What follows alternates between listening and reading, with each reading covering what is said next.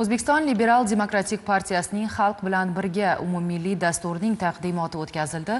Ushbu dastur yangi O'zbekistonda amalga oshirilayotgan ijtimoiy davlat siyosati, xususan kambag'allikka qarshi kurash, aholining muhtoj qatlamlarini qo'llab-quvvatlash, inson qadrini ulug'lash tamoyillarini hayotga keng joriy etishga qaratilgan muhim amaliy tashabbus hisoblanadi. Tafsilotlar hamkasbimiz Dilfuza Esanova lavhasida.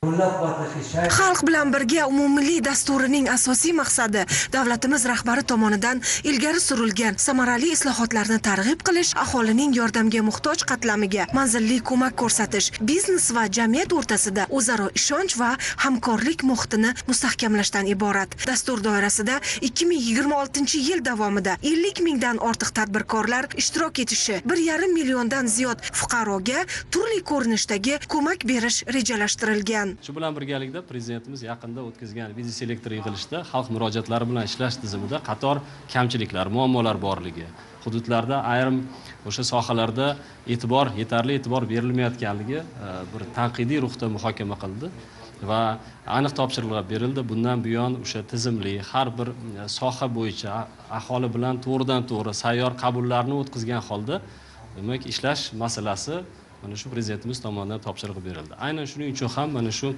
biz bugun boshlayotgan Xalq bilan birga dasturimiz mana shu deputatlarni doimiy ravishda aholi bilan, saylovchilar bilan yaqindan bir muhokamalarni o'tkazishga, ularning murojaatlari bilan ishlashga bir tizimli yondashish imkoniyatini beradi va eng asosiysi deputatlarni xalq bilan yanada yaqinlashtiradi va saylovchilarning muammolarini tizimli ravishda butun respublika bo'yicha qaysi hududda, qaysi sohada qanday muammolar bo'layapti va ularni qanday yechimlarini qonunchilikda, amaliyotda qanday yechimlarni berish bo'yicha aniq vazifalarni belgilab olish imkoniyatini beradi mana shu dastur.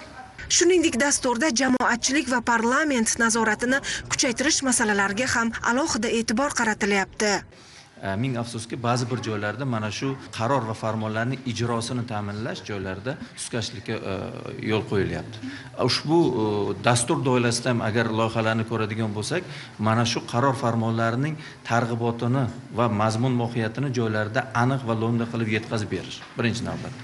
Va shu bilan birgalikda partiya faollari va fraksiya deputatlarimiz, parlament deputatlarimiz bilan birgalikda mana shu qaror farmonlarining ijrosining jamoatchilik nazorati tamoyili asosida va bevosita uning nazoratini olish, prezidentimiz tomonidan amalga oshirilayotgan islohotlarning joylarda ijrosini ta'minlash bu bevosita bizning partiyamizni va fraksiyamizning ustuvor vazifalaridan biri hisoblanadi. Taqdimot yakunida Xalq bilan birga umummilliy dasturiga rasmiy start berildi. Hududlar kesimida aniq vazifalar belgilab olindi, mas'ullar biriktirildi. Dasturni samarali amalga oshirishga qaratilgan yo'l xaritasi tasdiqlandi. Uning hayotga tatbiq etilishi natijasida aholi bilan doimiy va samarali muloqot tizimi shakllanadi, joylardagi muammolar tezkor aniqlanib, manzilli hal etiladi. Tadbirkorlar va jamiyat o'rtasidagi hamkorlik yangi bosqichga ko'tariladi.